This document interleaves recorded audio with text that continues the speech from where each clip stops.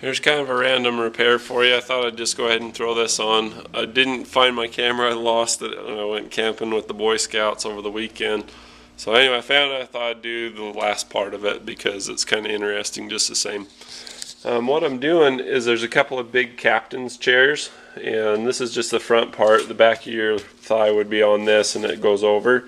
And the trouble or the complaint on this one, I'm doing a whole bunch of stuff on this boat, a bunch of electronic work and a little bit of engine cooling stuff.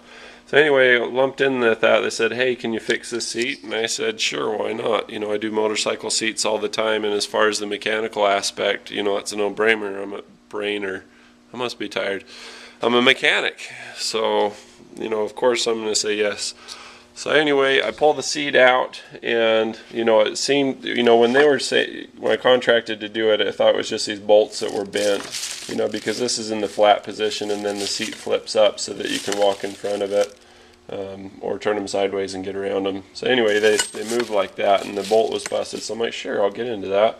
So I get into it, and lo and behold, the internal structure that bolts into this. Imagine you've got X-ray. This goes on the bottom, you know, inside of there, just like that, and then these brackets bolt onto them on either side.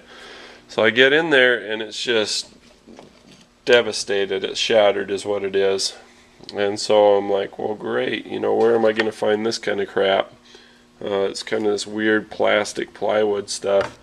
So long story short, I bought a whole big sheet of it, and it was like, normally it's like $200 for a sheet of this kind. I found another kind that works a little bit better than this. It's not as brittle as this. You know, it'll bend a little bit before snapping, you know, give a little warning. So I got that put in there. And what I'm going to show you is the upholstery side of it, because it's kind of interesting. When you look at this, you know, it's two-tone. It's cream on top and then the beige on the bottom. And you can see where they come together. It slides in there like a drawer. You got to be kind of careful because it's really tight packed in there with foam. You got to get the foam to all lay flat, and that's a whole nother video of itself. But the way that it's finished up is the last little bit where you button it together. You do this little piece over the top of it, and the way that you do it is you spread it apart. Let me try to hold the camera and do this at the same time. This has gotten really stiff, so it's super tedious, but you spread that apart. You gotta really want it, but you spread it apart, and then you put the little needle nose of your staple gun in there. Let's see if I can find one.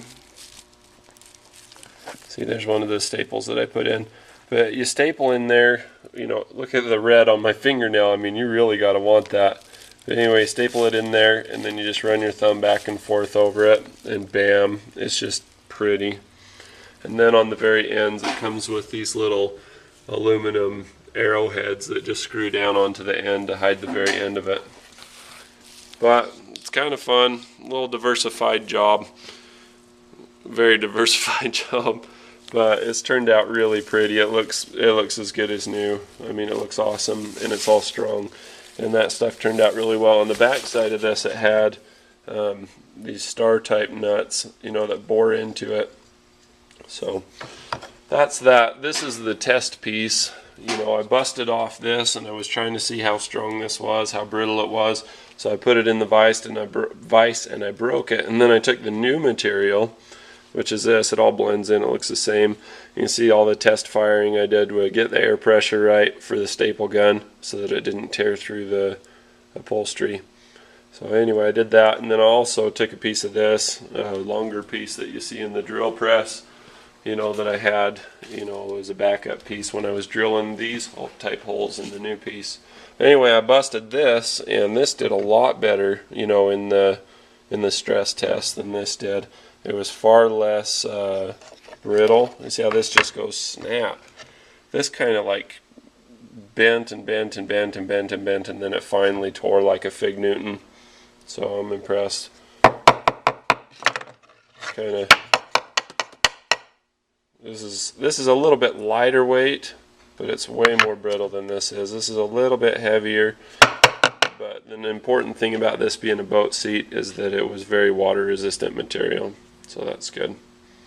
It's too bad that I had to buy so damn much of it to be able to get that little piece.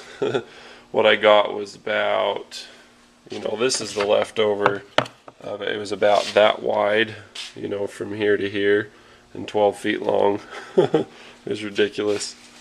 But it turned out really good, so that's the main thing. That's what I'm happy about.